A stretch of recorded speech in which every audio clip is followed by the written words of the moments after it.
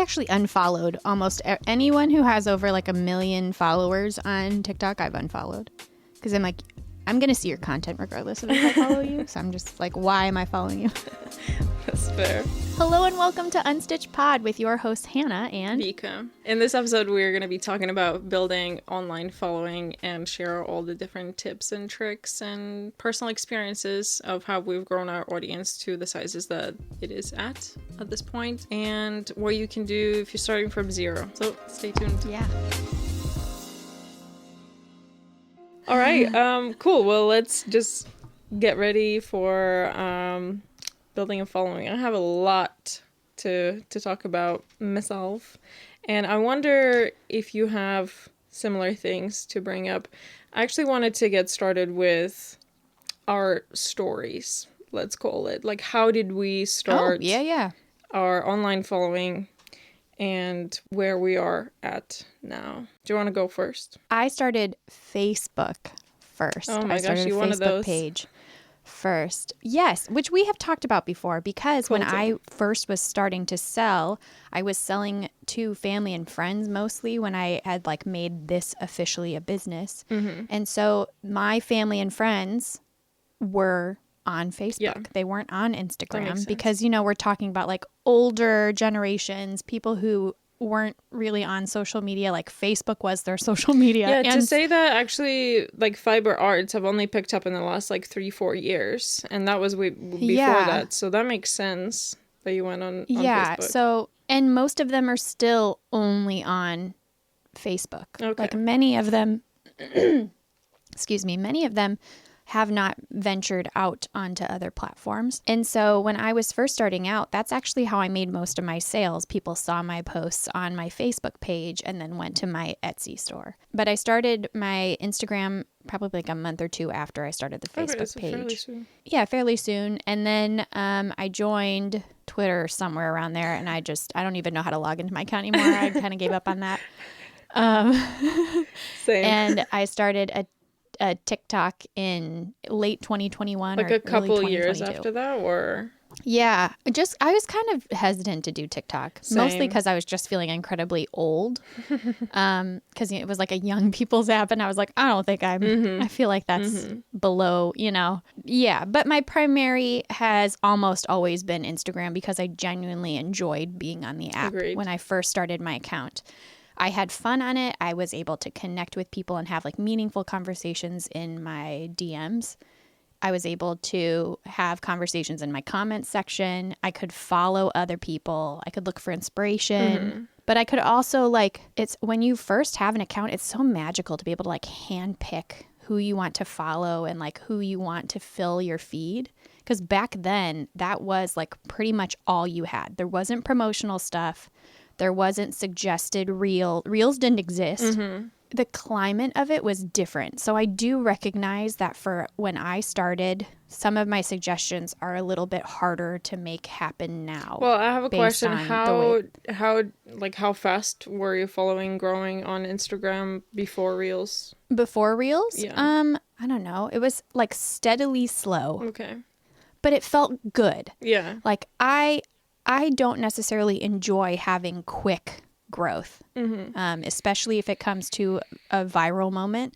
I enjoy a slow and steady growth because I feel like I get to really know the people that are following me. That's how I felt about it. So I think in the first year I had maybe like 1,000 or 2,000 followers, but I knew them very well and they knew me very well. What did you do in terms of promotion? Like, how would you, like, for the lack of a better term, like, what was your strategy on growing the following at the beginning? At the beginning, it was posting my artwork when it was finished and some behind the scenes. Hashtags? With hashtags. I used the classic like 30 hashtags that were recommended at the time. And I tagged larger pages because they're like reposters. Pretty much from the beginning there were repost pages that I would tag so that they would see it and possibly repost. And that was one of the ways to kind of grow. Or like, I never felt good, even from the beginning, I never felt good about tagging bigger accounts that were actual people. Yeah. That felt icky to me.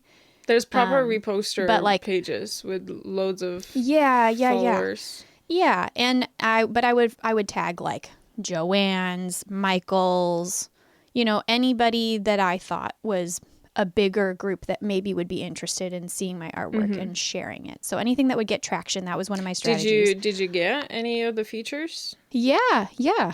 And I think that helped. Okay. That's cool. Yeah, I had a couple reposts from some of those stores, and then I never paid for ads because I was broke. So I never invested in ads, even though that was something that people recommended to me. I never did that part. And I tried to present myself as what I assumed was professional. Yeah. Like take away half of your authenticity. Yeah, so I didn't share anything about my personal life. I stuck to only what I was working on. I tried to keep pretty neutral language. I tried to keep any of my personal opinions out of my page unless it had to do with my art. I posted maybe once or twice a week. I was not consistent with that, and I would try to post the full 10 photos. Like the carousel post? Yeah. Okay. And that's pretty much it. And I would just say, check out my Etsy. I would, try, and stories weren't really a thing. Like when stories first came out, I feel like half of Instagram people jumped on it, and like that became very quickly their main way to post content. But for the other half, it was like, no, thank you. And only later, that was me as well. Like I was like, what are all these? Like I'll watch people's stories, but like I'm not gonna post them. Like it's weird. Didn't get it. Gave me weird vibes. Yeah. But now I fucking love them so much. It's like well, my favorite. And it felt too personal. And when I was trying to project this like professional, I have to like go put on a full face of makeup and like make myself look nice to like record a story. It just felt very inauthentic. Weird. Yeah. And I don't believe lives were a thing either when I first started. And yeah, so it was just steady growth. So I think after my first year, I had about 1,000 followers. I think after my second year, I was around like 3,000 followers, but my sales had always been consistent. So I think my strategy was really make myself a part of the community. Okay. Not just so that people follow me back, not just so people comment on my stuff, but genuinely try and form connections with people in my community so that they want to get to know me as much as I want to get to know them. That's so hard to navigate though. Like for you. It's so I remember hard. that like not realization, but I remember thinking this is the way to do it, but how? Yeah. Like what parts do I exclude? What parts do I include? Like is it too silly to do this? Is it too unprofessional or is it too professional? Like, where's the line? Where's the balance? I remember thinking about it and being like, that's so strange to navigate. And I do also think if there were art challenges, I also did those. And that was great because it was a hashtag that was attached to some sort of like scheduled posting thing. So there was like 100-day project, which is like you work on something for 100 days. You use the hashtag and you like post like day 1, day 2. So I did that first year. There's March and then I Meet also the Maker. did That's a big March one. Meet the Maker, which this is the first year I'm not doing it just because I just don't have the capacity for it. Oh my God. But that was huge for growth. And I do recommend people do those things if you are trying to like get yourself out because I have an opinion on that. Why? Yeah? Yeah, because I'm gonna assume here, obviously, correct me if I'm wrong, is do you think that March Meet the Maker made you like built you some following and gave you some exposure because of the thing? Like because people like click on people and stuff. No. Why? No, I did follow the hashtag. So I did meet other people because I follow the hashtag March Meet the Maker. So I do think for me to make connections, that was good. No, I just think having a schedule of recommended things for you to talk about where it's like handy. A forced prompt for you. You do not have to do the mental load really of like, what am I going to post today? I'm going to look it up. This prompt says, show what my desk looks like. Yeah. Okay, I'll do that. Like that part, I think for anyone starting out is nice. If you can, and there's a couple people, Laura I'm blanking on her handle. I want to say it's like, hey, it's Laura Jane. Do you know who I'm talking about? Maybe. I don't know. Anyway, she's an artist, and her mom is Amanda. God, my brain.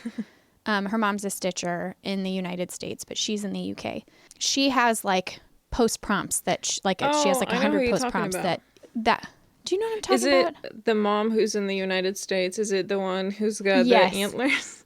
The giraffe. Yeah, Yes, the the antler giraffes and the chickens. Okay, you know who I'm talking about. I love them. I love both of them so much, and hopefully they don't hate me for like completely blanking on full names, but and I hope I said names correctly. Yeah, I don't know her daughter though. I didn't realize that she had a daughter in the industry. Yeah, and they're both just so kick-ass. Like I highly enjoy both of their content, but Laura makes a ton of content for people who are starting out, and it's not like gimmicky like I'm a small business social media coach kind of thing. Like she's very authentic in the way that she does things, but she has some like free offerings, and she has prompts and stuff like that. And so I highly recommend people like looking into prompts and like those kinds of things to get started, because it takes a little bit of the pressure off of like curating a perfect caption or like figuring out what to post. To seem consistent. Well, I was going to say the reason why people see growth during the March Meet the Maker is because March Meet the Maker really, like if you follow through it, it forces you to post 22 times out of like 22 days out of the month. Like that's to say that this is probably around the time when you were posting 1 to 2 times a week, and you've just more than doubled it by doing this challenge for a whole month. Like that, I mean, it's just math, you know, but also that's for the algorithm, that's good for them. Totally. So I was correct. Laura's handle is Hey, it's Laura Jane. So I was Good close. job. Hey, it's Laura Jane.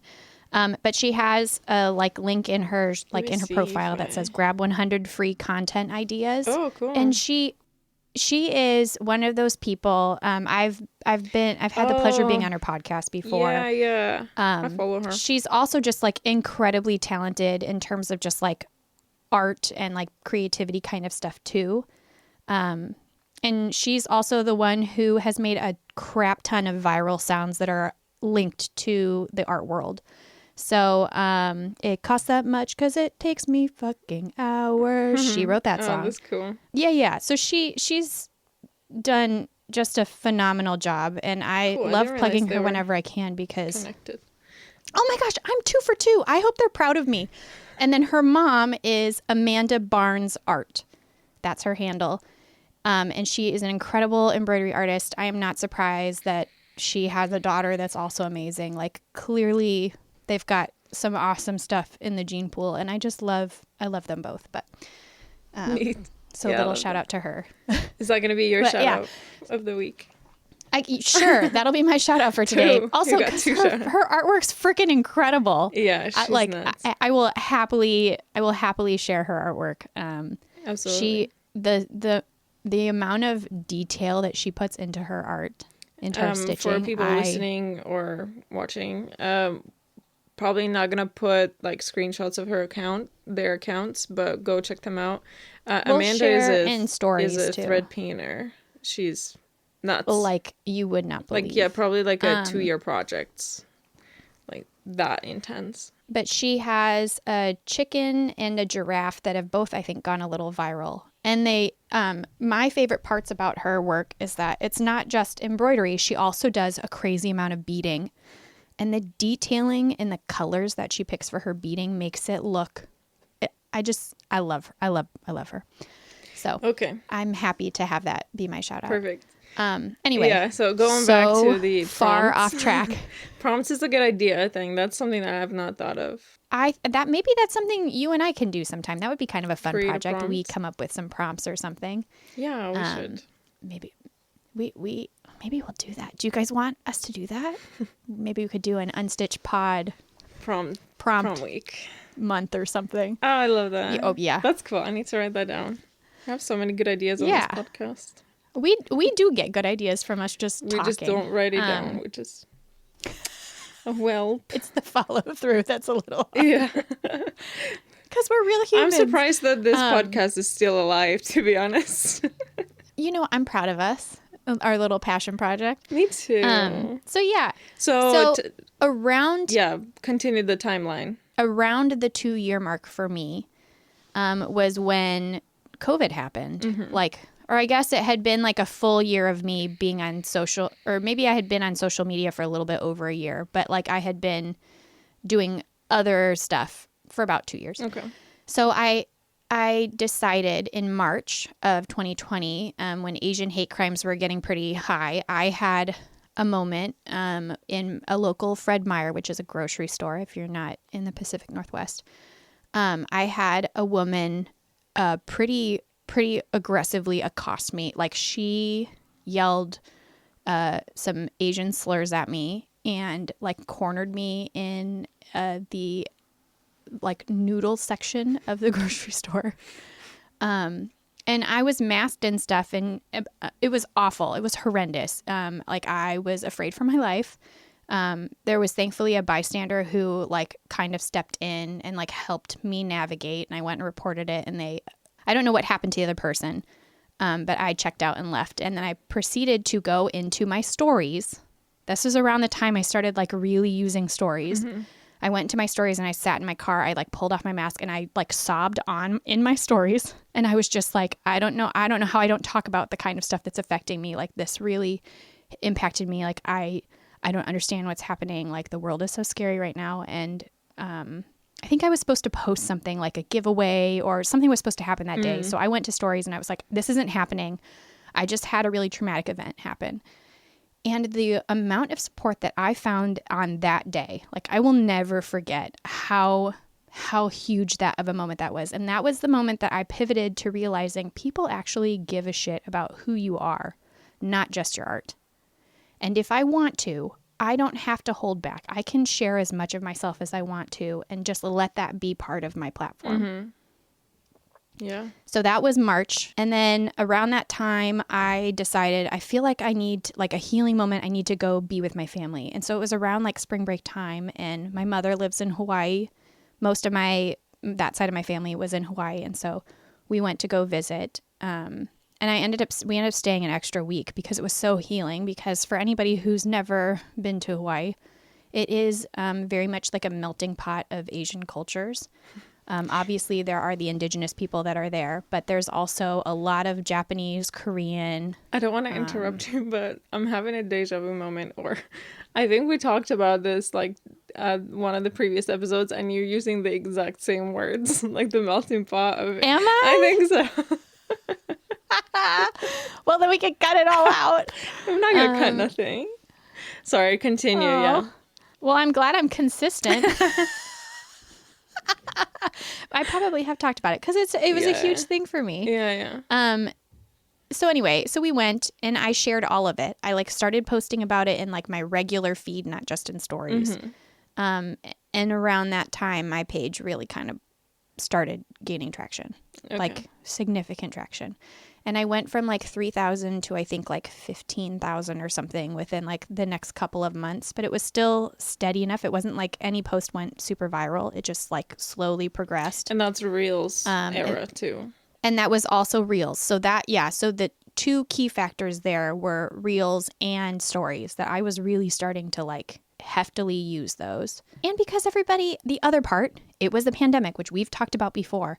Everybody was on their phones. Mm-hmm. No one could do anything else. People are buying kits. People are supporting artists because they have nothing else to do with their lives because we're all like in this strange era of like not being able to be social, not being able to leave our houses. That was a huge thing for me. So I think in like my, third year, that was like my huge growth year. So I just tried to stay consistent. But until then, I was posting 1 or 2 times a day.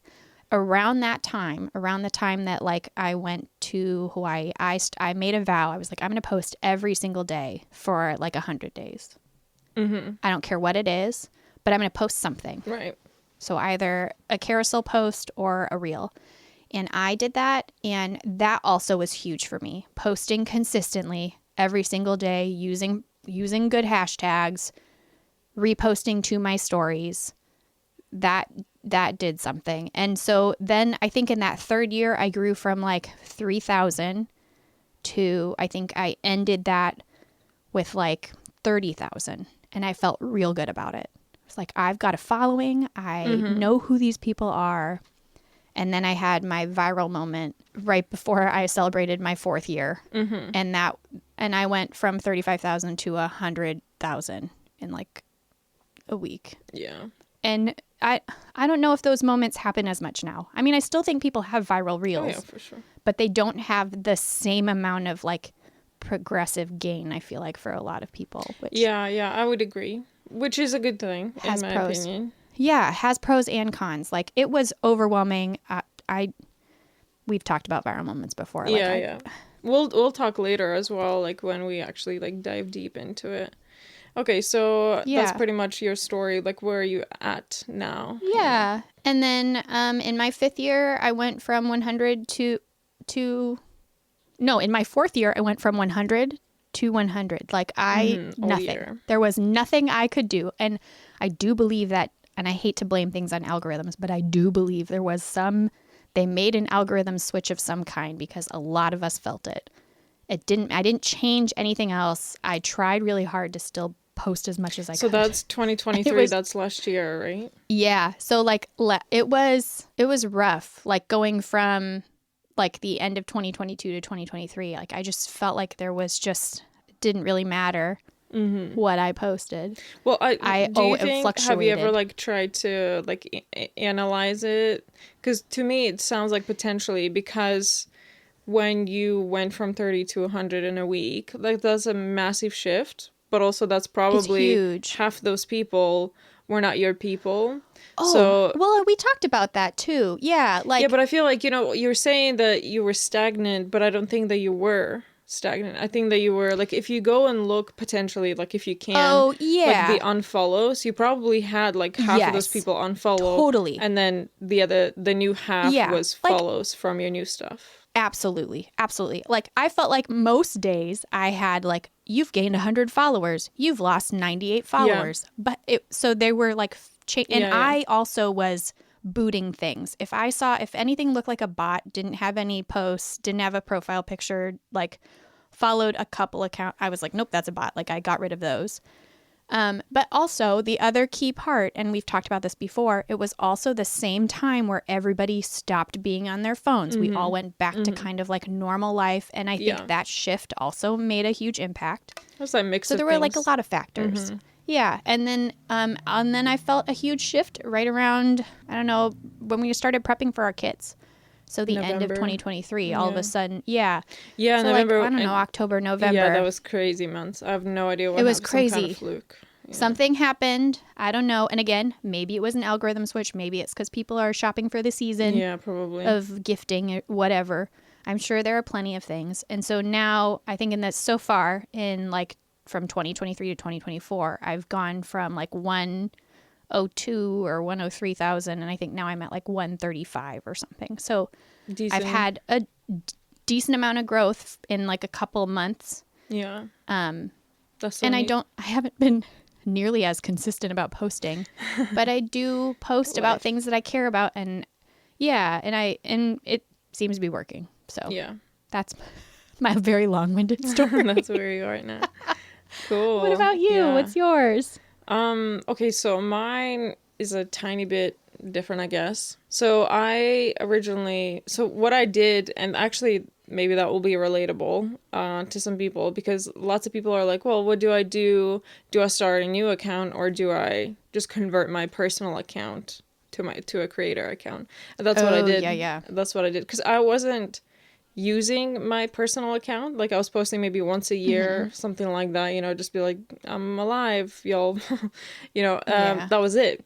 So I was like, well, I might as well, like, I'm not gonna keep up this personal account anyway. So I converted it. Like if you scroll down enough, which I do not recommend you do, you'll see. Let's do it. No, don't do it.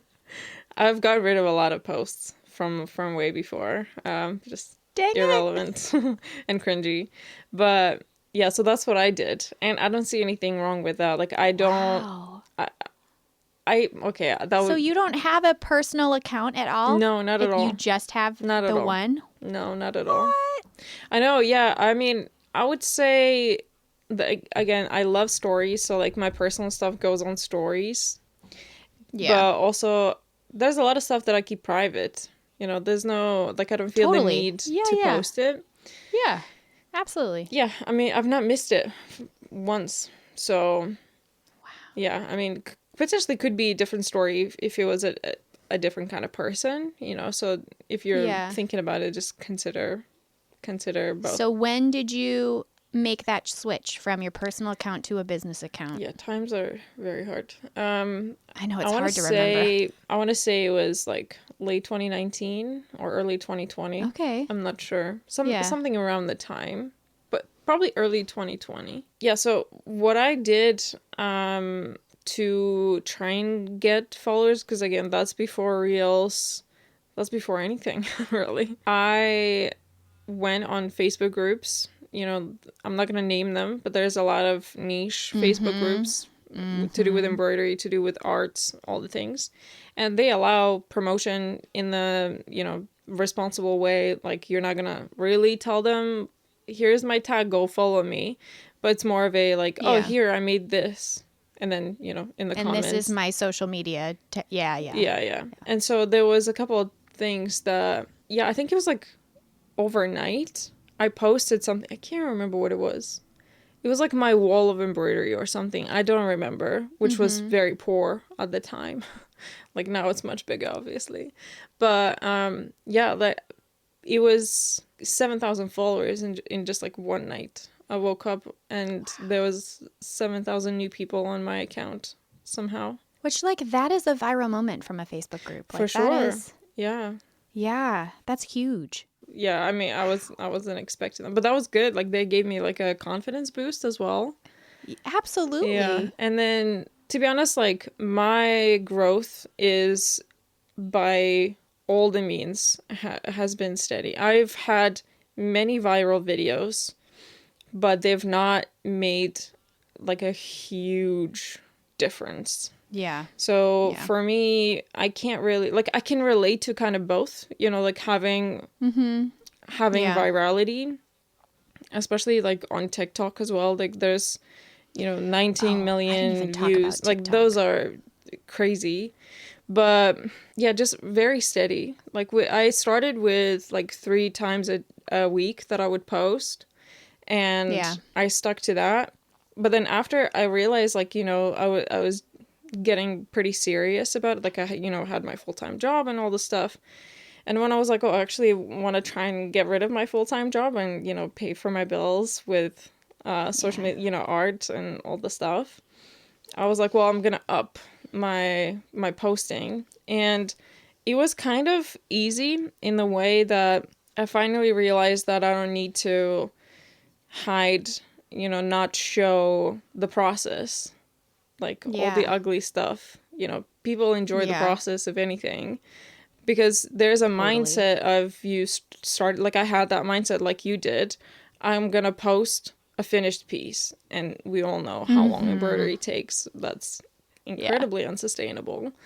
And yeah, I was like, well, I'm gonna post the back of the hoop, and then the next day I'm gonna post how I do 3 stitches, and then the next day I'm gonna post how I screw my screw. You know what I mean? Like, you know, there's Yeah. so much that you can break down and Totally. post often, and that's what, like, unfortunately, in a way, that's what the algorithm wants. It rewards quantity over quality, and then you try and put some kind of quality into your quantity, and it doesn't really work. Like that's unrealistic to think that everything you're gonna post is gonna be a banger and you have to post every day. Fuck that notion. Yeah. Not gonna happen. I think I've had maybe 1 or 2 videos go like kind of viral, like not million level, but like pretty high up, where I felt like it was cinematically like a good piece of art. Like I felt good about the actual video. The majority of the crazy viral things, the things that hit above 1 million, have always been just like shit. Just Or controversial. not controversial, something that gets people crazy, like heated over one way or the other, and then people fight in comment section. But it rarely has to actually do with like the video quality, whatever you're sharing in that video. Like I'm not necessarily 100% like proud of the thing that I put out that happened to take off. Yeah. And that is so frustrating. It is. Because you're absolutely right. It is about quantity. Yeah. It literally, like, honestly, where did that accent come from? It literally... I was gonna say, you just sounded so British. Sometimes comes out, you know? Honestly, that's probably like the biggest mind shift that you have to do. If you don't go through this mindset shift, you're not gonna go far. Like you're just gonna burn out. You're just gonna, lose interest, all the stuff. You need to get rid of the perfectionist in you. Just go with the flow and fight that fear of being judged, I guess. Because I think that's the biggest thing. You just need to be incredibly imperfect. And that is what people will relate with too. Totally. And they will love you for it because you're open.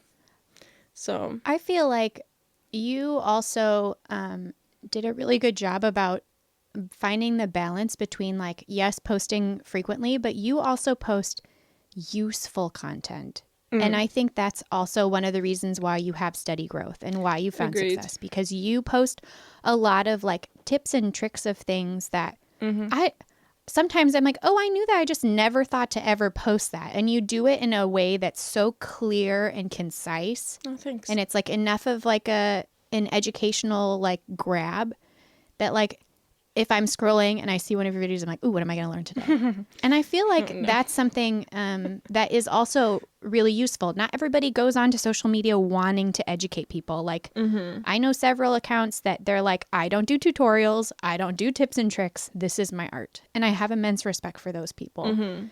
But I think that is something that people follow because they want to be able to learn from you. So I think that's also a nice strategy. Agreed. Yeah, that was kind of unintentional, to be honest. Because it was everything to do with answering questions. There's so much that I could say right now. I don't think that you would necessarily say you are a teacher or an educator. I wouldn't call myself, no, but I don't think you would.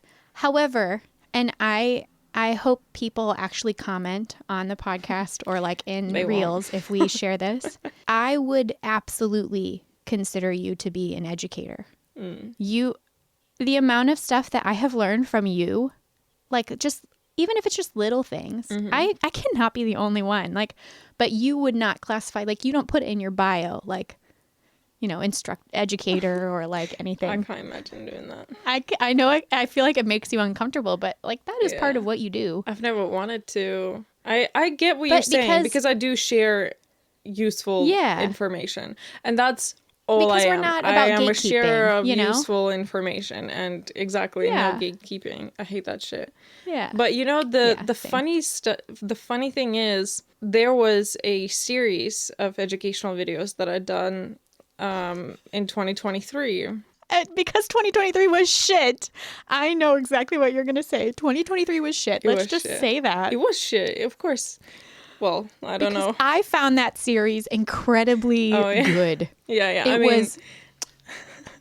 It was good. And I didn't finish it because it was so shit. Like, I was not getting any traction with it whatsoever. Any views. Yeah. Which is really annoying. But there was one video that got probably like the most views out of all of them, and like guys, I shared like 60 videos, something like that. So many, like a insane amount for like anyway.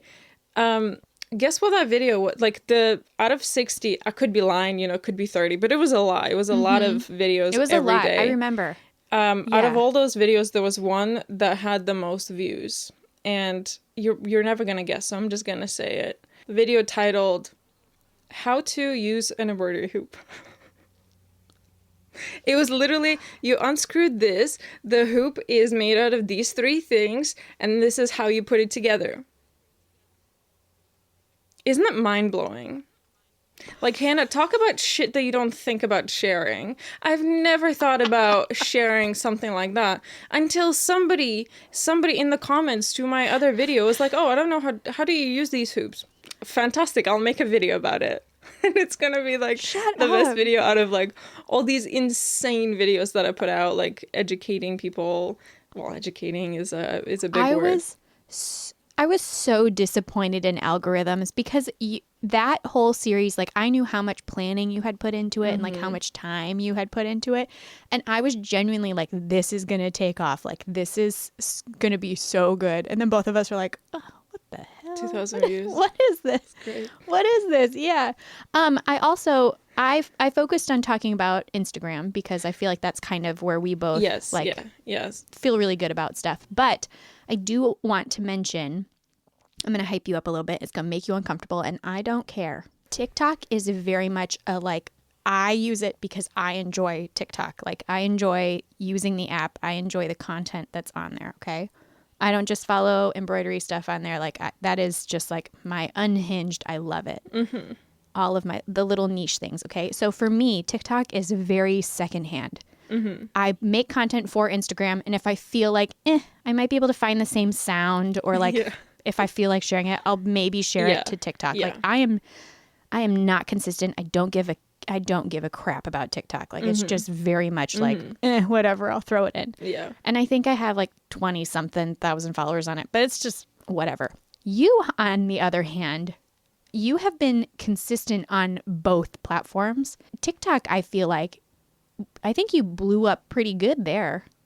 It was still consistent, but a like while ago, yeah. but I feel like TikTok really took off. Like it's not just Instagram. Like you do both apps very well, and I'm curious if you have any tips that you would give to people specifically for TikTok. No, that you wouldn't for Instagram. Zero, because TikTok had a major algorithm shift, and everybody knows true. about it. That was like beginning of 2023. There is almost no chance you can blow up now. Like I would even go as far to say that don't even bother with TikTok. But honestly, well, it might be banned in the United. I mean, they already passed to ban it in the United if they States. can't So sell unless it, something happens, yeah. Well, yeah, because so 2022, 2021, 2022 for TikTok was the golden era of TikTok. That's because true. it was very new, Yeah. and it was so easy. Like there wasn't enough easy. content for people to consume, so Yeah. the algorithm was just serving everybody everything. But also, I think this is just my personal thoughts, because I used to love TikTok like you did. I used to go on TikTok and just, enjoy myself. Like, I would get all So the relevant much. stuff, and like I felt like the algorithm knew me so well. Almost every video I was like, oh yeah, I love it. I love it. Love it. And excuse me. And then after the shift, like I've not gone on TikTok in like a year and a half and enjoyed myself, because it just serves me shit that I'm not interested in. Like it just cannot figure me out. I can't be the only one, because like that's it. Like it doesn't give me what it used to give me, so I don't like the platform anymore as much. Oh, yeah. I mean, I do, even though I'm proof that TikTok Shop works because of the viral crisscross chair that I'm sitting in. I have made a couple Purchases. Oh my gosh. Purchases. Vika, Am is I it rubbing off on you? contagious? Shut up. I've made a couple purchases from TikTok Shop, but it is so salesy now.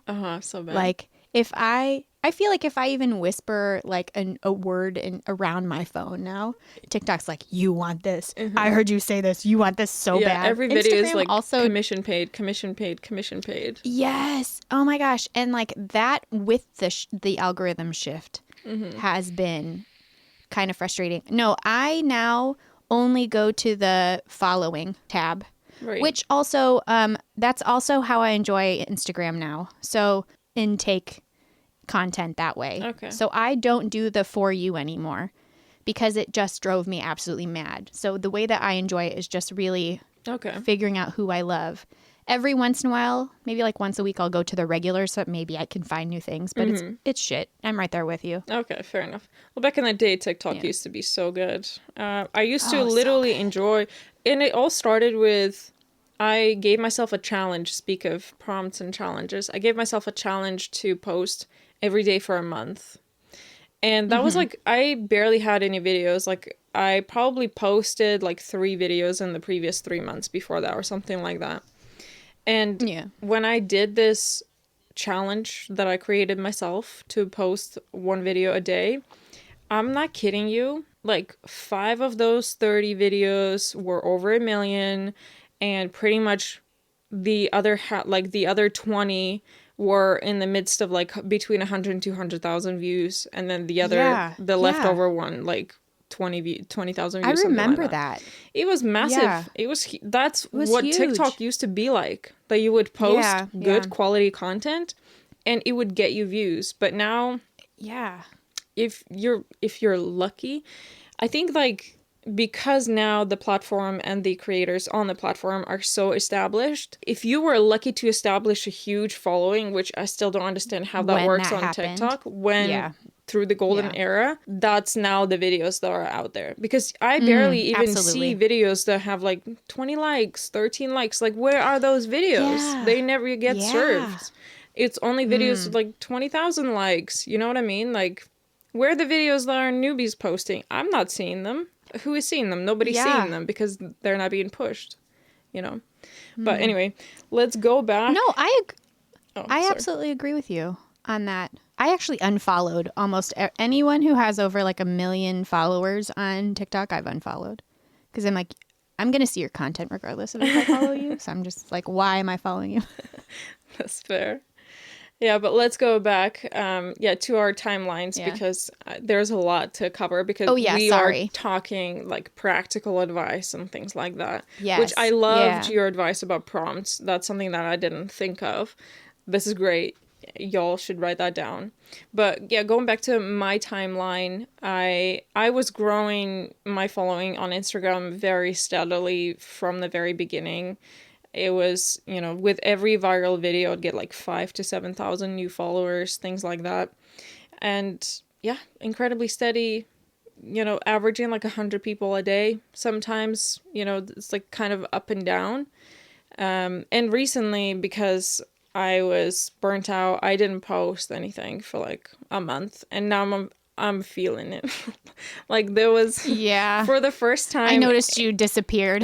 yeah, well, I was doing the kids and that was crazy. I know. But yeah, now I'm feeling it now. Like it's coming back, like views also I'm not disappointed with recently, the last week or so. But I had like 2 or 3 videos that were doing very well throughout that month that I didn't post anything. So I didn't feel even the need to go and savage my situation on Instagram because I was still growing and I was still getting engagement and followers and likes and all the stuff. But that died down and then there was nothing else to keep it going. So yeah, like for the first time in my experience with Instagram, I was going down for a little bit. It's back on track. It's a weird feeling. It's so weird. I was like, well, of course it's happening. Like you understand that it's happening Yeah. because you didn't post for a fucking month. Like what else did you expect? Yeah. But still weird. Still weird. But it's all good. I hate that feeling. It's I not a mean, good we feeling. don't want to say we care about follower count, but it does matter. It's like if you are confidence. trying to do this to make, if you are doing this to make money, if it's not full time, even if it's just for like a side hustle, follower count and engagement does matter. Yeah. So like if you start losing followers, it is such a jarring feeling because it's also like, oh no, my livelihood. Like, and I mean, even if it's like a small amount, it's not the end of the world, but you do feel the pressure of it. It's like, oh, yeah, for sure. I feel like more like a confidence, and it happens. So like, emotional people, like totally natural. You start to, see this one negative thing and then a lot of things turn into negative things. And it's very difficult to work through those feelings and just keep at it. That's that's like life advice. You know what I mean? Yeah. Just keep fucking at it no matter. Like, it's going to go up soon. But yeah. So I'm currently at like 97,000 followers. So yeah. Cool. Now let's talk. Let's talk business. So how to build following, because in my opinion and in your opinion, based on the last episode, is what is recommended for your business. If you want to grow your business, if you want to start your business, in our day and age with social media ruling the world, you need to have following. Otherwise, like, where are your customers? Where are the people that will support you? They're somewhere out there, but you got to find them. And what are some practical things that we can do to find those people? And I have a few things written down. We mentioned a couple of them from my story. Those Facebook groups, it's still a thing. You can still find those niche Facebook and it groups. still works. And find your people there. 100%. There was a group that kicked me out for very stupid reasons. I'm still mad. I'm still mad about that. I mean, I'm mad because I really love that group, and now I can't see anything. So it's very sad. And you get tagged and referenced in that group all the time, fucking all the time. And I almost always respond to those, being like, you know, Vika's one of my friends and I love her. And every once in a while, I'm super tempted to be like, and she got kicked out of this group for a stupid reason, and you guys should be ashamed of yourselves. You know, people are going to be asking for this story now. We'll do an exclusive. You know, let 'em. We'll do an exclusive. Well, yeah. If you want to know this, it still makes my blood boil. I mean, Me too. That's I love that group. the one thing about the caveat about those Facebook groups is that whoever admins those groups, and you kind of figure it out real quick. Like, there are certain ones I like posting in, and there are other ones I'm like, I guess I can post in that group. Mm-hmm. Because there will be like very specific guidelines on how you can post. And if like I've had posts removed before in some groups because I didn't say that I was needle or thread. But like in my caption, I was like, here's one of my videos that I made. And they're like, well, you didn't say it was you. I'm like, I you know, they can set whatever rules they want. You know what I mean? Like, however they can set whatever they can rules. be. You just have to make sure that you pay attention to those things, because you, like, if for some of them, it's like, if you don't follow the rules, you might get kicked out. And so, like, you just have to be careful. That is not why I got kicked out from that group, by the way. No, that is not. Just don't give people ideas. But yeah, I would say that that is an incredibly Facebook good groups. thing for you to do. Yes. When you have zero following. Zero. Absolutely. That's what you do. You go on. I mean, there's Reddit that you can try. Yeah. I posted a couple of times, but I'm not a Reddit person, so obviously that didn't stick. I'm not either. But I do know people who have found success there. So I for sure. agree with that. Yeah. But Facebook groups is more, like, I don't do it anymore. Like, very quickly, I realized it was just too time consuming, and, you know, it just wasn't a priority anymore. Same. But absolutely, that's like from zero. If you're starting from zero, I would go there. And, you know, that's where you show off your work. That's not where you share your process or things like that. That's where you show off your beautiful stitching and beading and whatever you're doing. And that will potentially get you some followers on your social media, like Instagram. Potentially, that's probably the only place where you should really worry about following is Instagram, because that's, let's just be honest, like, that's the main platform of pretty much everybody. Yeah. And it's not going anywhere. You know, like, TikTok has a lot of controversy around it because it's a Chinese-owned, or whatever.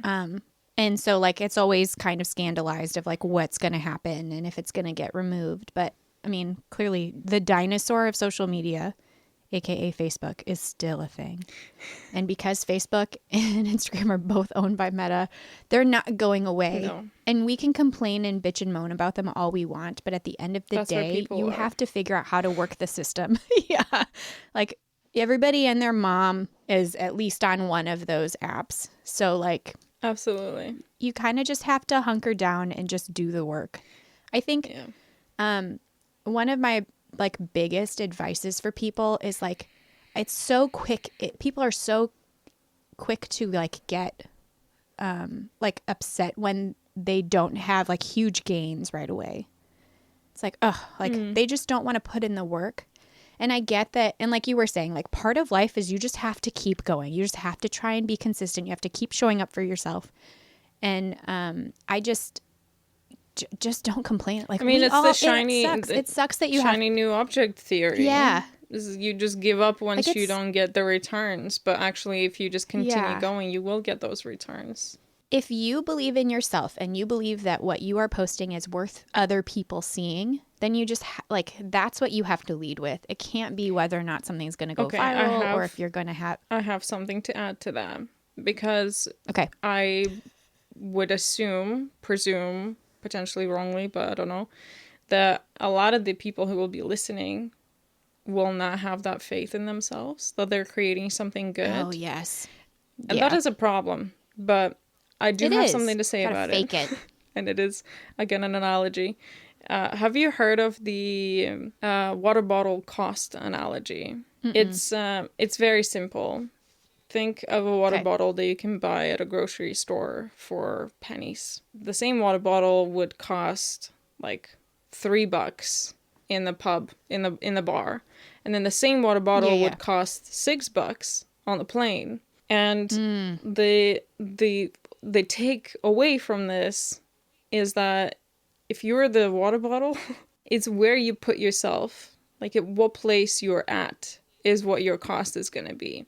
So think about it in the way of, you remember I said once that art is for the rich, and you corrected me that that's not the case. But if we kind of use that as an example, art is for the rich because art is expensive, original art. True. Yeah. So rich people can afford that, disposable income, all that stuff. But also that's an investment. But either way, the thing is that your original art can be worth thousands and, millions of insert currency, but it's who you're like advertising it to basically is the thing. So when you think, oh, I'm not worthy of attention, or maybe my art is not good enough, well, like, who is it not good enough for? Art is very subjective yet again. But just think about it in the sense that you might be not putting your art in the right place to get those, affirmations and confidence boosts, good comments, things like that. I really like that analogy with regards to like your worth. If you're a water bottle, you're going to be worth way more on the plane than anywhere else, I mean, yeah. I think we've already covered imposter syndrome and all of that too in a different episode, but yeah, go check that out. A huge bit of advice that we both gave was also that you just have to fake it because no one knows what they're doing. We're all just trying to figure it out. And it takes some time for you to be able to like really truly feel that confidence, but you don't have that time, right? Like if you're trying to make money, especially, but like even if you're just trying to gain a following, like some people I guess maybe will be invested in like you admitting that you don't know what you're doing and like working through it. But the majority of people, I feel like if you say that right away, it's going to feel more of like a pity party. If you post and you're like, I don't really know what I'm doing, they're going to feel that energy. Like you just have to go in being like, I got this. Yeah. Actually, that's a big thing that I still struggle with sometimes. Yeah. I mean, I think once you have an established following, admitting like you don't know what you're doing and stuff comes across differently than like if you are like starting a brand new account. Yeah, I don't know. You see, the biggest difference for me, like, I don't want to say objectively, but like in the grand scheme of things, is people or artists, let's say artists who have larger following, people are more likely to click that follow button because they know you've already been consistent. So when you're just starting out, there is no way for you to tell people, hey, I'm gonna stick around, because even you don't know if you're gonna stick around. And because I would never follow somebody if I know that they're not, like tomorrow they're just going to stop posting. Like, I don't need that. Yeah. You know what I mean? And I've done that before. So if you think about it, like objectively from that stance, you need to show up first, build that consistency and build that library, let's say. And only then you can expect people to come and be like, oh, they've been posting every day or they've been posting every week forever. I'm going to expect to see content. So that's great. You know what I mean? Yeah. So I feel like that clicks the follow button. Absolutely. Yeah. Okay. Cool. I have... And we've already talked... So Facebook groups, prompts of any kind, March Beat the Maker. I'm sure you can even like search it. I'm happy to even do some research and like see what kinds of challenges there are. for people Sure, to be yeah, able let's to put like together a list, partake in. like a Google Doc or something. And the share pages though that we had talked about, that where they like repost, I actually don't recommend those Yeah, I don't recommend it either. Mixed feelings, I would say. I guess maybe, yeah, I guess when you're starting out, there are still a couple I feel like that are good that don't just like, they're not trying to just grow their own page. You know, the But stupid thing is it's the best when one of those pages reaches out to you and says, "Can I repost?" Or just does yes. it and gives you credit without you approaching them first. But you need to Yeah. go viral for that. Because how else are they going to Yeah. see it? Like, they only want to repost stuff that could go viral to grow their own page. Yeah. So it's never about like, oh, Yeah. let's feature all these unknown people. No, they're like, Well, what awesome stuff can I post that's already gone viral 3 times so that it's going to go viral again, yeah. you know? But I feel like they didn't used to be like that. There were several pages that used to be more about like growing community, and they posted small accounts, and it wasn't about like virality or anything. It was just like they were trying to just curate like a cute little Those are rare. community, and those, well, they just don't exist anymore. Yeah, because people are They, like, oh, we can make money, you know, instead. Yeah. So I'm sad. I'm sad that that's not a thing anymore, because the amount of people I followed from following those pages was huge. Like if I saw someone's art on there, I'd be like, Agreed. whoa, I click on agreed. it. Like straight I away, click who's on the artist? who the Yeah. yeah. I like, and then I go follow the artist. Yeah. And it's a true shame that that's just like not a thing anymore. I would also say beware of those pages because they will take money for features. I'm not 100% against you giving them money for a feature, but just be aware of the fact that it could go nowhere. I would say if you really want to try it, if you've like tried many things and nothing's working, I would say go for it. If you have, you know, like $50 spare or whatever, I would say if you really want to, then I don't see it as a wrong thing to do, but just be aware of like, you know, nothing is guaranteed type thing. So, and I feel like hashtags are also no longer, I mean, I think now the recommendation is like 3 to 5 hashtags. I think it's a smaller subset of hashtags. Yeah. Now. So actually that was one of my points with regards to building a following. You have to do your research. SEO, really search engine optimization, that's not necessarily anything to do with Instagram, but Instagram has its own works. Like, again, we mentioned the 30 recommended hashtags from like 2022, 2021. Way back when.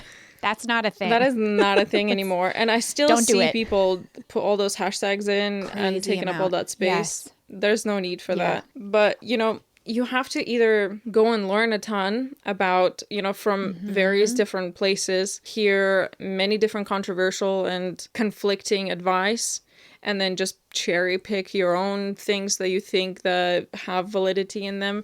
And then you gotta go and test it out. And all this takes a lot of time and a lot of effort. But also by the time that you figured something out, be wary that it might change. There is going to be a change in the algorithm. There's going to be some kind of change.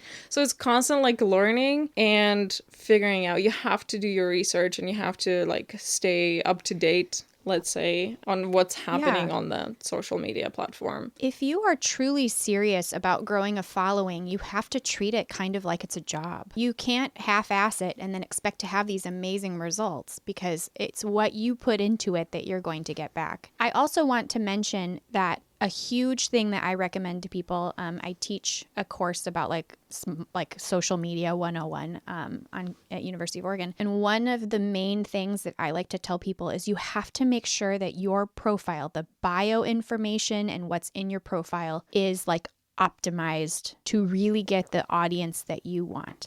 And what I mean by that is the detail that's in your profile is in the SEO. Search engine optimization. If you go on search button on Instagram and put embroidery artist in, say Hannah has embroidery artist in her bio, in her handle, it's going to pop up. It's going to pop up. Yeah. And so like for me, I've always had fabric collage, and I've always used that hashtag. Like from the very beginning, I searched and I was like, oh, there's not really that much, but like I think that's what I want to call my artwork. So I'm going to use this like pretty religiously. And now that's like I pop up right away. And so don't waste your bio space. Please You don't need to put a motivational quote in your bio. I love it that you love that quote so much that you think that that's important. But if you really want to like reach followers, figure out what you want people to know you for, put it in your bio, because then it can be searched and you will pop up. Yeah, you know, there is Please. there is this creator. I'm sorry, I cannot remember the tag. I followed her for many years, and she puts out a lot of artwork. She's very niche. She only uses 310 and nothing else. And I think yes. I think she's got a lot of following. Yeah, But yeah. I remember reading her bio when I first found her, and it said something like, you know, I'm this and this and this, and fabric is calico. Like, she felt the need to put what kind of fabric she uses, because she's probably sick of people asking. Is so pissed off about, like, please don't ask me again. Yeah. I know. I totally remember that. And I have been super tempted every once in a while to just put fabric phrase, you just cut it off, because that is my number one question that I get know. How does it your fabric phrase? Yeah. Fabric is a huge topic, because people don't know what to embroider on. That could be a whole new episode. But yeah, like, put useful information for the new people that find you in there. Like, you know, what are you all about? I agree with that. You have to optimize your bio for sure. The other recommendation that I have, and it's controversial, which Ooh, let's hear it. I don't necessarily want this to be my controversial moment, because I haven't. Okay. But it no could worries, be. You could do two controversials in one episode. All good. For me, I know people will say, I don't want to niche down. I want to make whatever I want. That's good on you, boo. That's good for you. However, if you want people to really find who you are, you have to figure out what your voice is. Niching down is the easiest way to be able to grow a following when it comes to like really making sure that you have purpose and intent. I know that that's kind of hard, and I know some people be like, well, I don't know what my niche is. Like that's kind of scary. But I really highly encourage you to figure out if you're going to be posting stuff on social media and you want to grow a following for whatever reason, you got to be some sort of consistent in what you're making. If you're making if once you're established, once you have, like, I don't know, 1,000 followers, heck yes, explore, do whatever. But like, to get started, you got to figure out what you want people to know you for. Yeah. Otherwise, it's just another thing you just scroll past. Is it like a phrase like jack of all trades, master of none, or something like that? Yeah. It's very true. You can't be the best at everything. Yeah. So figure out something. Be consistent about posting about at least one project maybe or something, you know, so that it's... And almost called you by two other names that are not yours, Hannah. I like what you said. You have to figure it out, because nobody's telling you to go and find the niche. You can create a niche. It's not you don't have to put yourself in the box that somebody else made. You can make that box yourself, and it can be a temporary box, you know? Yeah. I hadn't seen anybody post stuff that, like, I know, and we've talked about this before, I know other people make things that are very similar that layer fabric, but like, I hadn't really seen it. So I was like, whatever, I'm going to stick to this. I like this. This is what I'm doing. Yeah. Yeah. I like that. So you just have to do it. But don't like, the other part. Sorry, go on. Don't copy. Like, don't just like. Okay. That's not what I was going to say. But. But no, it's good. It's good advice. What were you gonna say? I can't remember. Don't niche down too much. Like you could take my niche for an example. So I do satin stitch exclusively, and it's mountains. I was gonna say landscapes. Yeah. Satin stitch landscapes. Satin stitch. Thank you. I can't name my niche. Satin stitch landscapes. But if you like, an example of niching down way too much is UK based satin stitch landscapes, like something that's I know what you're quite difficult to produce a lot of content over too, also, like. Yeah, absolutely. And then my other recommendation would be take advantage of Reels. I know not many of us love showing videos all the time. I get it. Well, like, you either gonna have to learn to love it, or you're not gonna get nowhere. But that's that's still what's pushed. Yeah, so you have to figure it out. And the other side of that, though, is recycle your content. Yes. You don't have to produce new content every single day. Add a different sound to it. Maybe cut it apart and put it back together a little bit differently. That's a big Maybe one. share different That's a big one. aspects of whatever you're working on, because it is exhausting recording a new video for every single day. Don't do that. Have you, like, how often do you Please. recycle your content? Be honest. All the time. All the time. All Okay. the time. Yeah. I have example. Man, I have a block in my face about that.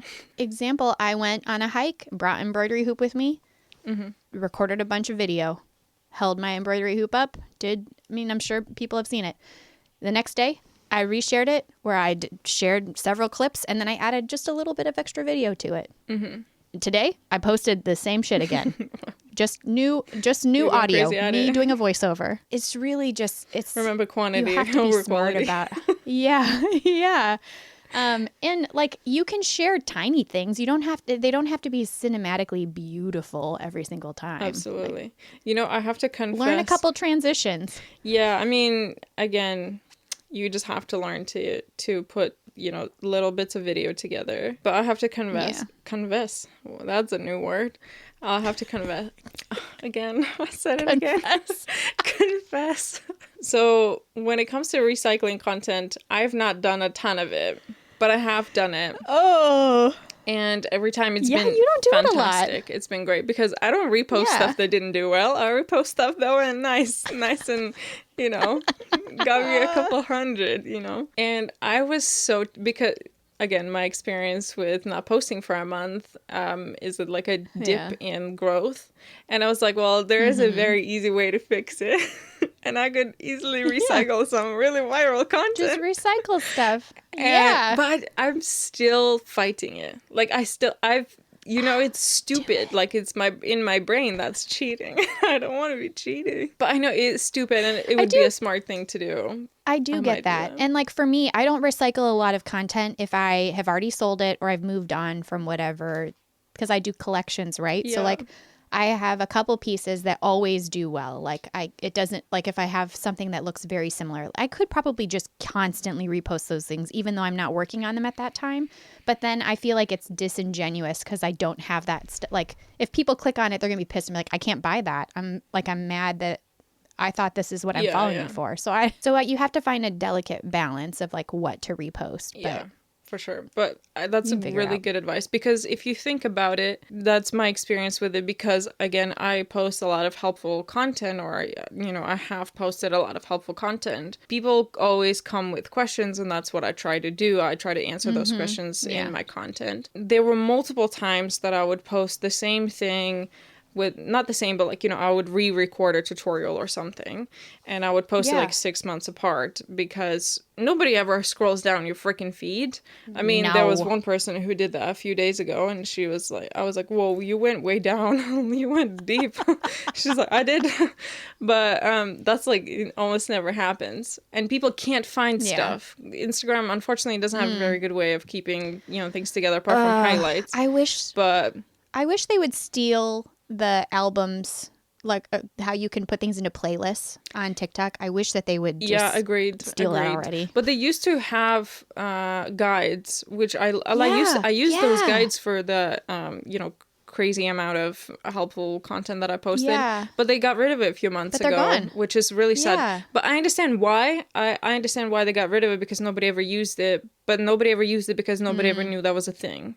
Like, you had to go and activate guides in your settings account, and only then they would pop up and you'd be able to put stuff in the guides. And so nobody ever did that. No, literally no one. So annoying, because it was a good place for me to put, helpful info in the right order. But anyway. The other advice that I would mention that I haven't mentioned yet, which goes with market research, figure out what the new features are that are being pushed via Instagram. So, example, right now it's polls within your post. It's like new. It's new. Videos that have a poll in them generally do better because it engages your audience if people are clicking on it. And Instagram wants to know how it's doing, so it's going to push the content that has that feature. Yeah, so for right now, that is a feature that is being pushed. So utilize it. I think part of it is like, oh, I just got used to it and now they're changing something. You got to stick with it. So like, follow the account from like the creator of Instagram. I know it's not always like fun. If you don't have to follow it necessarily, but like go check in on it every once in a while and like listen to a couple of the There's a reels lot of because gurus he almost out there that will tell you about all these things. But like you don't have to pay someone to get that content to like know what to post. Like you don't have to hire a social media coach or anything. Just put in the work and you can get it for free. Scroll the social media and you'll find it. And then the other thing would be sounds. I would highly recommend doing research into the sound files. It's now very easy. Like because now so they're easy, telling you what's trending and what's not trending. Yeah, it's got a little check mark or like that little graph trending thing next to it. Where before you had to kind of guess how well it's going to do. And try and get into those before they're like crazy amount of videos. Like if you see that there's like 100,000 videos using that sound, like you might do okay on it. But if you find a sound that's trending that has under like 50,000 videos that have been created with it, you might have more success with it getting in front of people because they're trying to push that sound out more. Yeah, for sure. Also, I want to circle back just a little bit to when we said you have to make videos, like you have to make reels. That's non-negotiable, understandably. Yeah. So, but if you really have no background in putting videos together, you literally don't know what to do, go on YouTube and figure out how to. There is an app that's, I think TikTok owns it now. It's called CapCut. I've never used it. I don't know how good it is, but everybody seems to be using that. So it's got to be good at least. Yeah, I've never used it either. No, I always edit in app. I know you're See, crazy. and I edit in. I'm one of those crazy people. I edit everything in Reels. Yeah, so CapCut, check it out. We've never used it, but yeah. I think I can recommend it because I see everybody's using that. Yeah, and there are accounts that are wholly like all their content is how you do transitions, how to do this feat, like watch but also those. go on YouTube and you'll find everything you need on there. There was a couple other things that I was going to mention. One is learn storytelling in the very basic way. For example, there's things like for short form video, your first 1 to 2 seconds is the most important 1 to 2 seconds in your video, and you have to make that. It's called a hook. You have to put a hook in there to stop the scroll, basically. Things like that. There's many different strategies that you can use to build your piece of content, your piece of video content, to maximize engagement. And that's the things that you have to learn, because if your video is boring, nobody's going to stop and watch it and you're not going to get anything out of it. So you need to learn how to make it entertaining in one way or another, and there's many different ways on how to do it. Absolutely. Just you need to study those things. That's a must. Yes. Otherwise, boring, nobody's going to care. Yeah, absolutely. The other couple of things that I have is engage with your people. So, it's very easy to neglect comments or responses, things like that.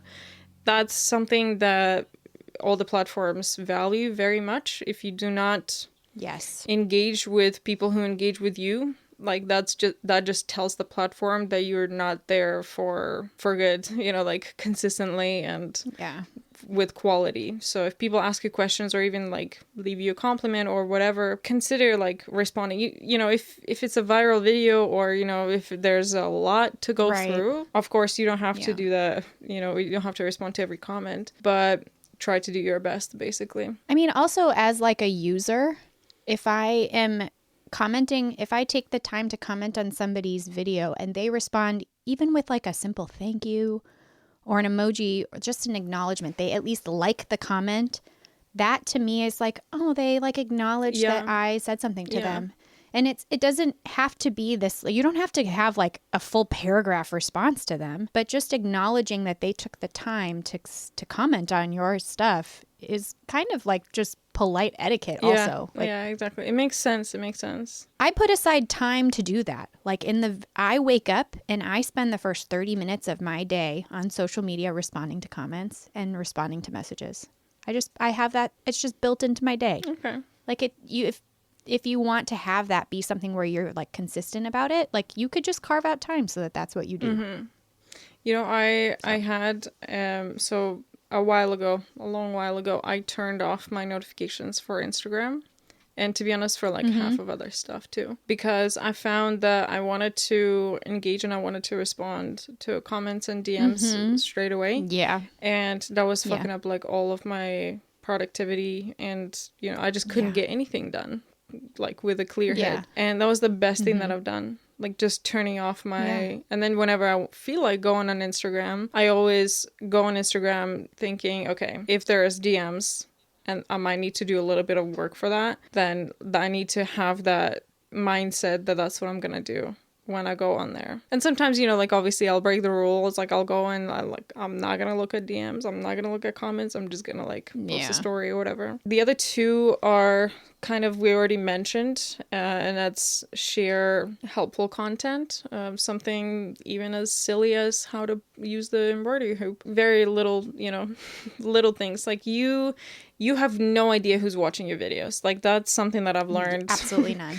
A long time ago. You have no idea. Nothing is silly enough. Nothing is too silly to share. So share everything. Respond to comments. You know, that's also a good thing. Like if you're getting some questions in DMs and comments, whatever, turn that into a piece of content. That's a free idea for you right there. And share knowledge that you have. And I know that a lot of people will be like, well, but I don't have that much knowledge, or like, you know, everybody already knows. Do never assume that. Like, I think I've said that before. Like, the least that you can offer is your unique perspective, and that's enough. Absolutely. For most cases, that's enough. Nobody's expecting you to be this incredibly educated on everything person. So if your unique perspective is all you have to offer, you should offer that, and that's going to be helpful to many people that you don't know. Next is was that your last one? No. Oh no, you have one more. I have a couple more. One is to do with virality. Like we already discussed that. That's not a very good, healthy thing. Episode. It can be exciting and all the stuff. In the long run, it's not the greatest of things to happen. But if you wanted to experience that, and if that's something, like, I'm all for it. You know, that's something I would enjoy having, you know, like 2-3 times a year to get something viral. Because that's a huge confidence. Traction. Yeah, a huge confidence booster. Yeah, like, totally. That can do you some really good. It can also mess you up in many ways, so just be aware. And we've talked about that. Just listen to our previous conversations. Some advice that I would give with regards to how do you know what's going to go viral.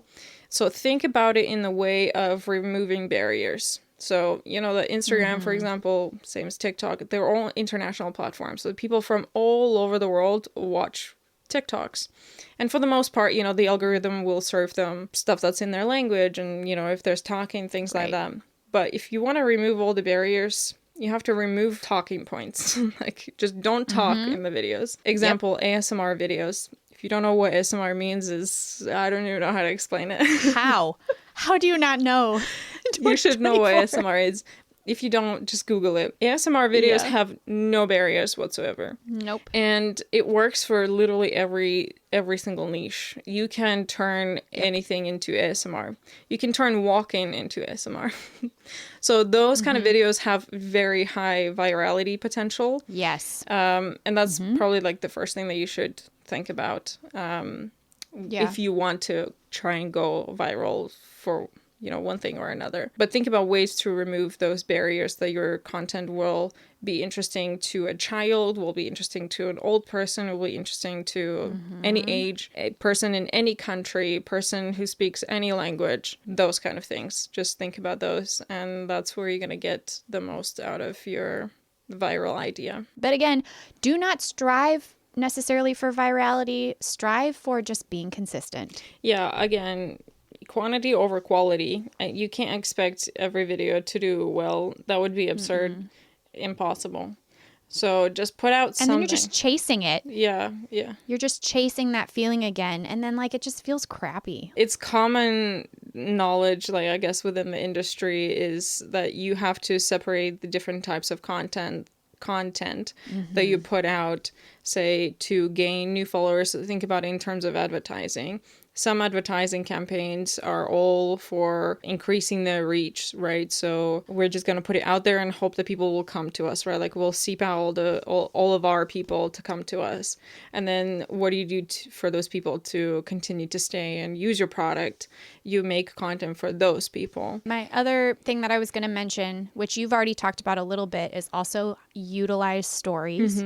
I think that has a lot of potential. If people get to kind of know you a little bit more, you can engage there. You can do polls. You can do ask me anything kind of things, questions, anything that's engaging, like a thumbs up, thumbs down kind of thing where you have, or the sliding scale heart emoji thing, like any of that stuff. If I have someone who follows me and I'm like kind of interested, like, oh, I wonder, they look like something I maybe would want to follow, and they have stories, I will watch your stories. Yeah, that's the first thing that I do. This seems like a person I might jive with. I'm going to follow them. Like, yeah, that's the first thing you do is like you check what that person is up to today, and if it correlates to the piece of content that you just found them through. Right. Yeah. Stories are vastly underutilized by a lot of people. It's a shame because it's a fun, like, low risk. They disappear, you know, like it's... Yeah, I agree. I love stories. They're so fun. much. Me too. But yeah, cool. The last little bit, literally the last point, I'm sorry.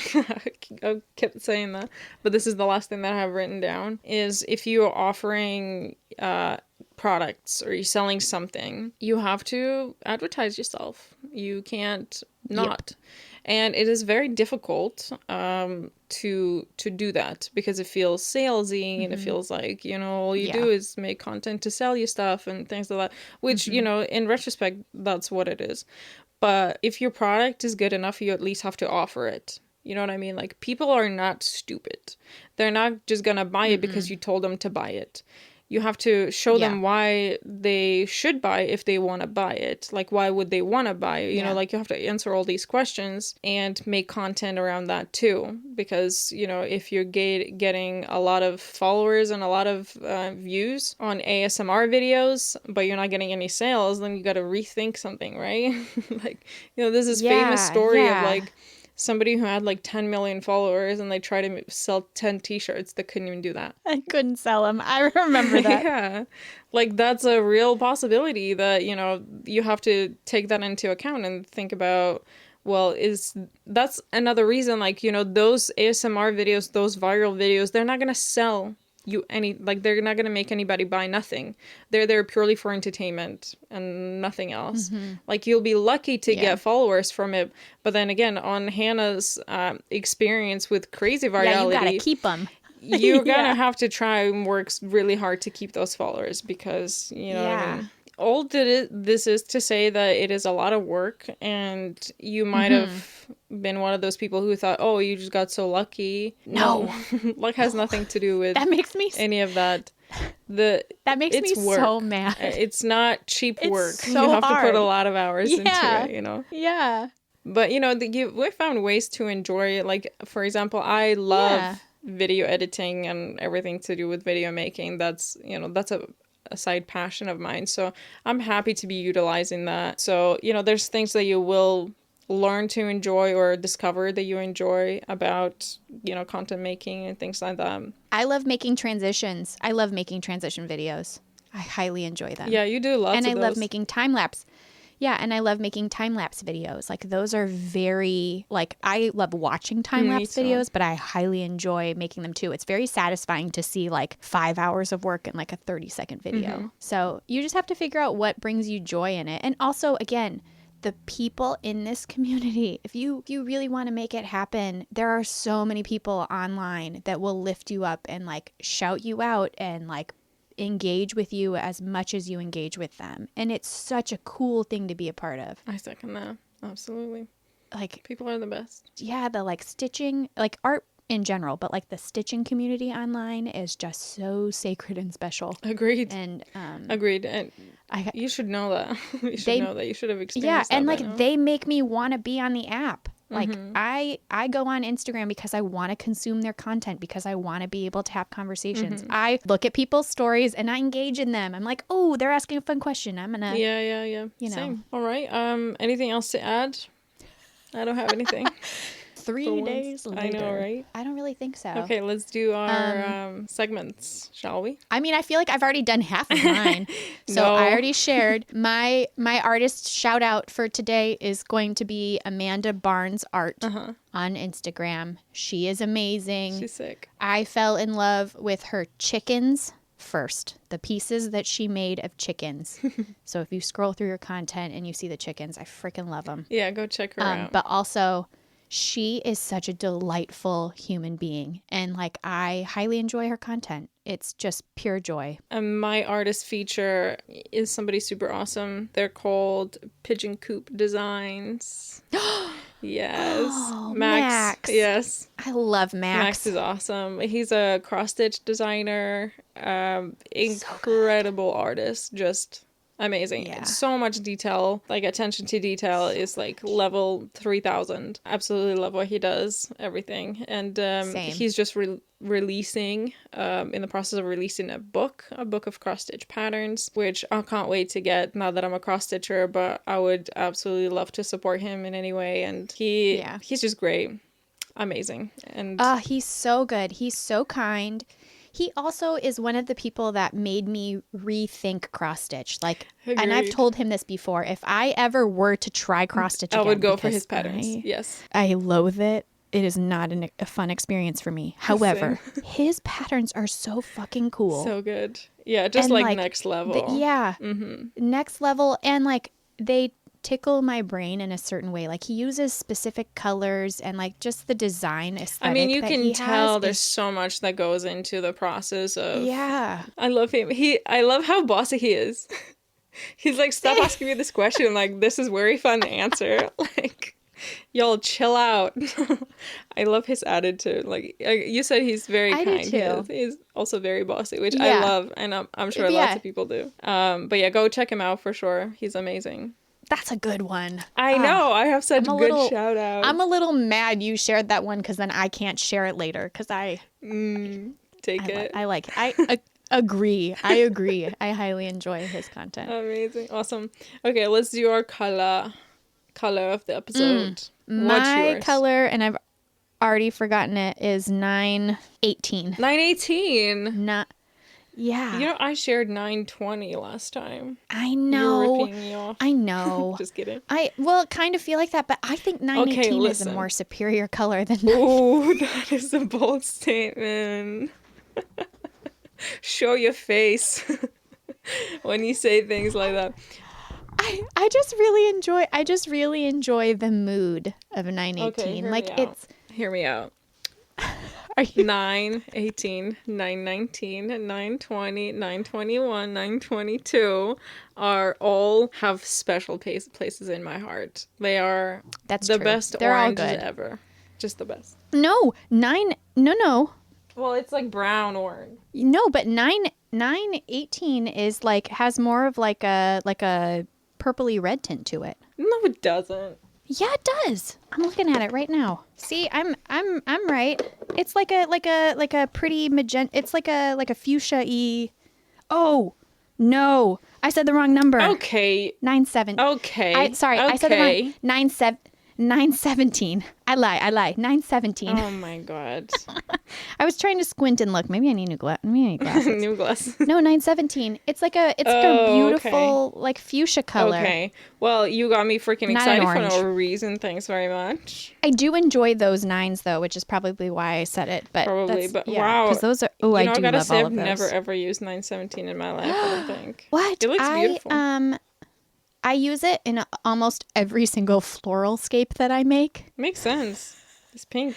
Because it's like because I'm not really a pink girl. Like the shirt that I wore in the last recording, that's the color pretty much. Yeah.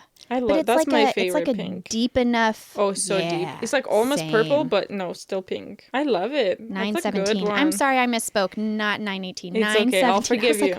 But only for one reason. Because mine is also pink. I have it written down. It is. We're on like the same wavelength. I know. It's crazy, actually. Wait, which one is yours? It's 223. It's a dirty pink.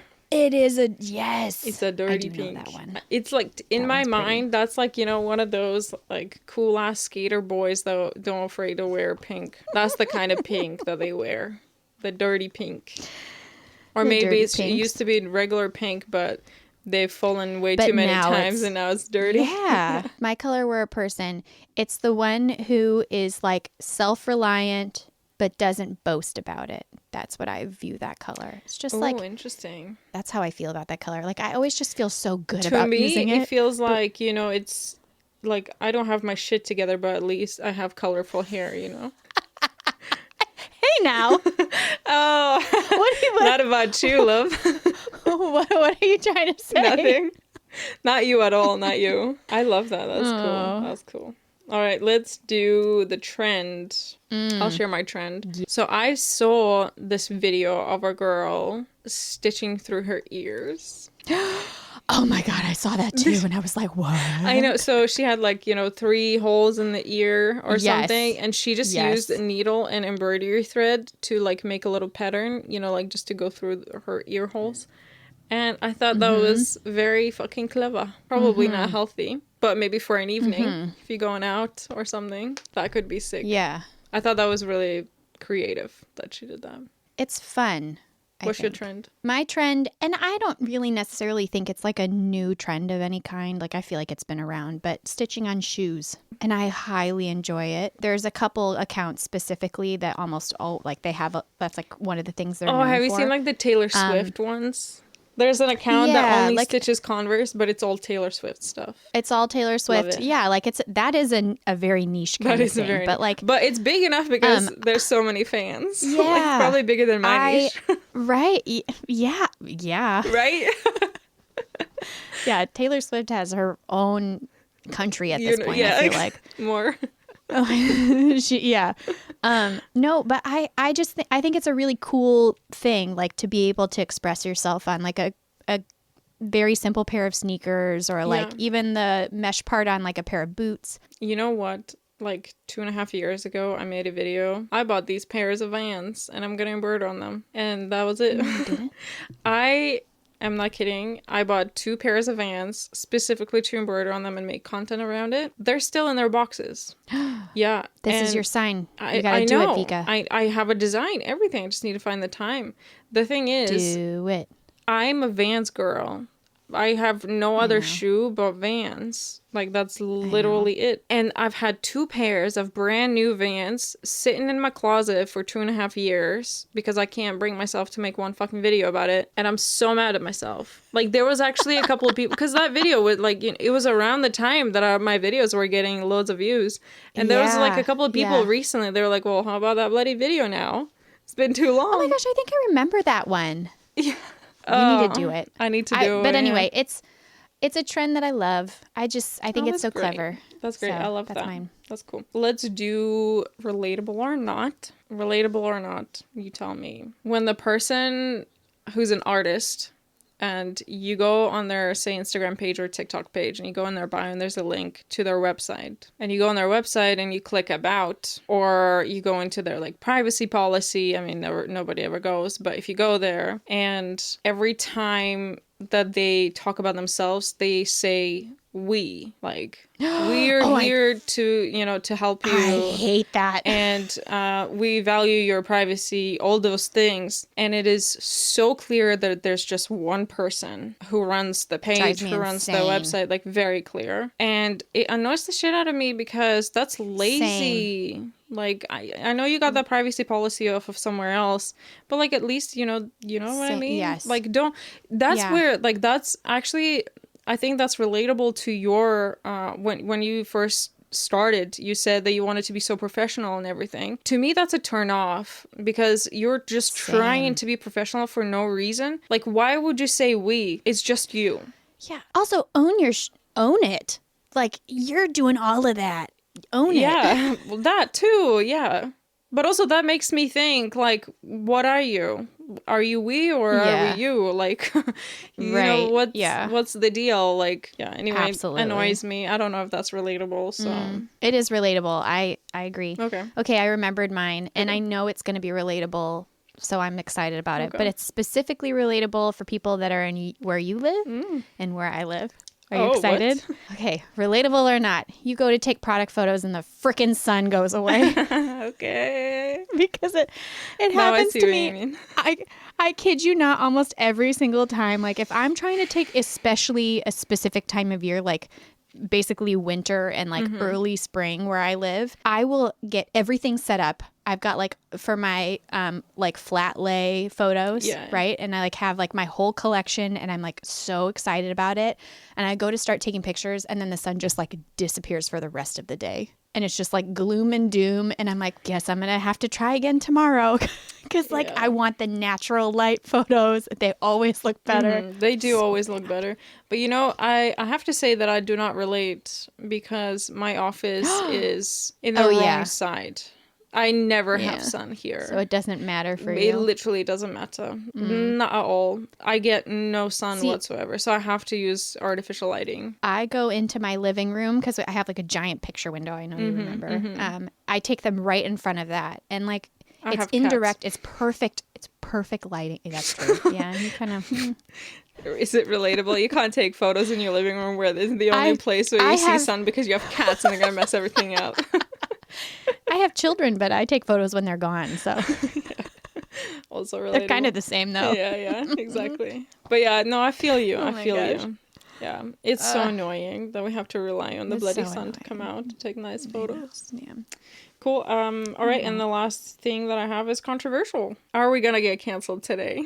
No, but my controversial I kind of already shared. Like, don't complain and talk. Like, don't say that, you know, social media sucks or like, you know, nobody can make it on social media anymore if you don't put any work into it. Like, you have to treat it like it is the main way for advertising. And if you want to just complain about it, no one is going to want to see your content. And like, also, I get that like we want to always blame things on the algorithm. And yes, the algorithms do change and sometimes they do affect your ability to get seen. Yeah, but you know what? Honey, it's crazy. It's not Sorry. It's not always the algorithm. No, it's almost never the algorithm. The thing is we are so lucky, and this is the time that we're lucky in. Like, actually for real, lucky, lucky to be living in the time where social media exists. Because think about what you would need to do to advertise your business or advertise your services back in the day. Like even say like 10, 20 years ago. You would have to pay for ads. You would have to put shit on billboards and just hope that the right kind of person is going to see it. Free advertising was never a thing. And it's still not a thing if you think about the amount of time and effort that we discussed today that goes into organic growth and advertisement on social media. It takes a lot of effort, but you do it instead of, you know, like it's the same as you were like just printing out leaflets and like handed them out on the street. Yeah. You're doing it. But yeah, free advertisement is so new. Like, you know, we're lucky to have this as an option for us to do it from a comfort of our own houses. Right. You know? And the reach that we have. The fact that we can have followers in countries where they don't speak the same language as us. That is like blows. The fact that both of us have right, but like both of us have made sales to countries that we don't live in. Like that would not have happened unless you like submitted your art to galleries religiously, which costs a lot of money. Yeah, or, exactly. Or like participated in markets every single weekend, and like you would get local then. But like the reach that we have the options to be able to get now because of social media. Like, oh my gosh, I think a lot about how like my grandma, I think would just be like so over the moon. Like it would be so cool because she did markets. Every weekend she was hustling doing markets, and like so everybody knew her locally. I so wish she would be able to experience the stuff that we get to experience, because it is really a gift that we get to do. That's the luck. That's the lucky part. Yeah, I love that. But just don't blame the algorithm all the time. Like we can have pity parties about how stuff doesn't get seen, but then fix your content so that it gets in front of more eyes. Adaptation is key. You have the ability to do it. You got to put in the work. Kind of controversial. Not controversial at all, but I'll let you off. I'll let you off. I don't know. I think some people might get offended by the fact that I'm like, It's not the algorithm. Yeah. Oh, well. Okay. So my controversial is embroidering using a tiny punch needle is not embroidery. That's my controversial.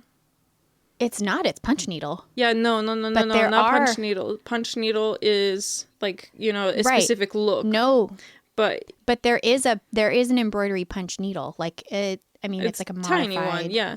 But It's a tiny one. you make all kinds of straight stitches, like satin stitch. You can do with that, but it's not satin stitch because it's not. I know the one you're talking about, though. So there's a few creators that create that kind of art. I'm not gonna call it embroidery because I don't want to. No. I can think of 3 off of the top of my head, and I would not classify that as embroidery. Yeah, but it looks like embroidery. It's like, from the. It does look... front. It does. Not from the back. And it annoys me because, you can, of course, like, you can create that stuff and, there's place for it, but don't call it embroidery. In my mind, it's not embroidery. I think that's... It's not embroidery, and it's not true punch needle, so I don't... Yeah. Everything to do with the needle can be classed under the embroidery umbrella, but punch needle is its own thing, because that's rug tufting, that's punch needling, like all that stuff. Oh, yeah. Not the same as embroidery. So in my mind, No. Don't call it embroidery. I don't know what you would call that. Anyway. What should it be? Yeah. I don't know. I don't want to know. It's not my business. Just don't call it embroidery. That's all I care about. And that is it. That is all I have for today. That's it. A very long episode again. Look at us go. Yeah, look at us go. I think this was a good episode. Lots of useful info. I do too. I feel shared. I think every time we finish an episode, we feel like that's good stuff, but we just never know. So give us some feedback, rate and review us, especially on Apple Podcasts if you enjoy our content, because that helps our podcast get seen by more people. And we are a pretty niche podcast, so we want to be able to have the people that are world of embroidery, we want them to find us. Share it. So I love when people share it. I always oh my gosh, same. Yeah, like, makes me so this happy. person that I follow is like, I'm just stitching and listening to the Unstitched Pod, and I'm like, oh, that's so cute. I recently went through and read all of the reviews that we have, which all of the reviews, there's not a ton, but on Apple Podcasts, and it made me a little teary-eyed because like people say just like, and some of them I don't know, cute. Just said like the most kind things about us. And we put this out, we think that it's fun content, but sometimes the world can be a little cruel and mean. So it's nice that our little hub, our little corner of the world is so kind. It's nice to see. I love, that's what I love about this community. It's just so giving and so kind. But anyway, thank you for getting stitched with us. We will see you in a couple weeks with a new episode. Bye. You know what? I sat in the mirror this morning, Vika. I shit you not. I don't believe you. I was like, I don't believe you. Hello, and I did it. I braided my hair and practiced saying it out loud. I am so proud of you. I am so proud of you. This is the episode where I'm gonna just nail it the first time. And you did. See, I fucked it up, so you can do it again now. Oh, good. I don't know. That was my one shot. one time.